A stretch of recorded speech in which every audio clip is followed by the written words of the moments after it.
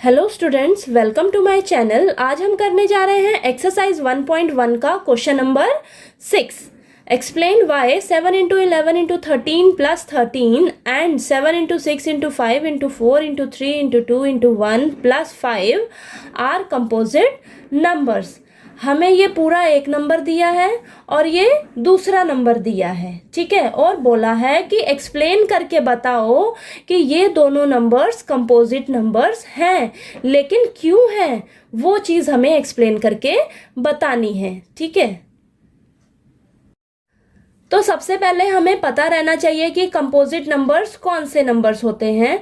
अगर किसी नंबर के दो से ज़्यादा फैक्टर्स हैं तो वो नंबर आपका कंपोजिट नंबर कहलाएगा, ठीक है। इसे एग्जांपल के थ्रू समझते हैं। मान लीजिए हमारे पास नंबर है 8।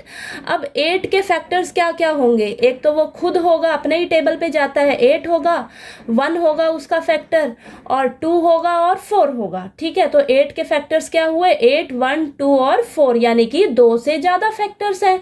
दो से ज्यादा फैक्टर्स हैं तो ये नंबर आपका क्या कहलाएगा? कंपोजिट नंबर, ठीक है। इसी का उल्टा क्या होता है हमारे पास? Prime number. प्राइम नंबर्स कौन से होते हैं? 2, 3, 5, 7, 11, 13 और भी, ठीक है। तो हम 3 अगर लेके देखें तो 3 जो है वो खुद अपने ही टेबल पे जाएगा, यानी कि 3 के फैक्टर्स क्या होंगे? एक तो वो खुद 3 और क्या होगा? 1। 1 जो है वो सबका ही फैक्टर होता है, ठीक है। तो 3 और 1 है, यानी कि इसके 2 ही फैक्टर्स हैं, 2 से ज़्यादा तो है ही नहीं, तो ये आपका प्राइम नंबर कहलाएगा, ठीक है। तो कंपोजिट नंबर्स वो नंबर्स होते हैं जिनके 2 से ज़्यादा फैक्टर्स होते हैं, ठीक है। एक तो वो खुद होगा और 1 होगा, ठीक है, और उसके अलावा भी उसके और भी फैक्टर्स होंगे, तो वो आपका नंबर कंपोजिट नंबर कहलाएगा, ठीक है। आप सबको क्लियर हो गया होगा कि कंपोजिट नंबर्स कौन से नंबर्स होते हैं। तो ये जो हमें क्वेश्चन में दोनों नंबर्स दिए हैं, अगर हम इनको सॉल्व करके ये दिखा दें कि इनके नंबर ऑफ फैक्टर्स जो आ रहे हैं हमारे पास वो 2 से ज़्यादा हैं, ठीक है, तो वहाँ से हम बता पाएंगे कि ये दोनों नंबर्स जो हैं वो हमारे कंपोजिट नंबर्स ही हैं, ठीक। तो हमें फर्स्ट नंबर दिया है, वो हम लिख लेते हैं। क्या दिया है? 7 इंटू 11 इंटू 13 प्लस 13, ये हमें फर्स्ट नंबर दिया है। अब इसको हम सॉल्व करते हैं, तो यहाँ से लेकर यहाँ तक, 7 से लेकर 13 तक हमें ये सब सारी नंबर्स जो है वो मल्टीप्लाई में दिए हैं, तो ये एक टर्म हो गई। फिर प्लस का 13 है तो ये दूसरी टर्म हो गई। तो अगर हम ध्यान से देखें तो इसमें और यहाँ पर हमें 13 जो है वो कॉमन दिख रहा है, तो हम क्या ले लेंगे? 13 को कॉमन में बाहर ले लेंगे, तो हमारे पास क्या बचेगा? 7 इंटू 11 इंटू 13 की जगह क्या बचेगा? 1, प्लस 13 की जगह क्या बचेगा? 1। अब ये जो ब्रैकेट वाली नंबर्स हैं इनको हम सॉल्व कर लेते हैं। सॉल्व करके देखते हैं कि हमारे पास क्या आता है। 7 इंटू 11 यानी कि 77, 77 में 1 ऐड कर देंगे तो हमारे पास आ जाएगा 78, ठीक है। अब 13 मल्टीप्लाई में 78 है। अब इस नंबर का हम क्या करेंगे? प्राइम फैक्टर्स निकाल कर देखते हैं कि हमारे पास प्राइम फैक्टर क्या आते हैं 78 के। तो 78 के प्राइम फैक्टर्स लास्ट में 8 है, तो ये 2 के टेबल पे जाएगा, 2 से डिवाइड होगा तो डिवाइड होकर आएगा हमारे पास 39, ठीक है। अब 39 जो है वो 3 के टेबल पे जाएगा तो आएगा हमारे पास 13। अब 13 जो है वो खुद से ही डिवाइड होकर आएगा हमारे पास 1, ठीक है। तो हमारे पास 78 के जो फैक्टर्स निकले हैं वो क्या क्या निकले हैं? 13 इंटू 13 तो यहाँ का है, और 2 इंटू 3 इंटू 13, ठीक है। 78 के फैक्टर्स निकले हैं 2 इंटू 3 इंटू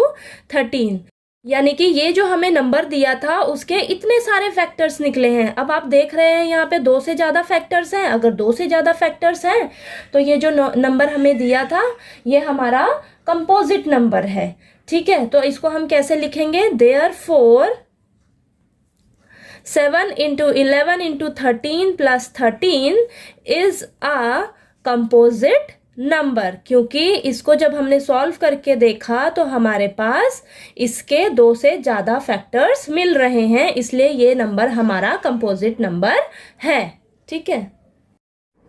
अब सेकंड नंबर दिया है हमें वो लिख लेते हैं 7 into 6 into 5 into 4 into 3 into 2 into 1 plus 5। अब इस नंबर को हम सॉल्व करके देखते हैं कि इसके कितने फैक्टर्स निकलते हैं।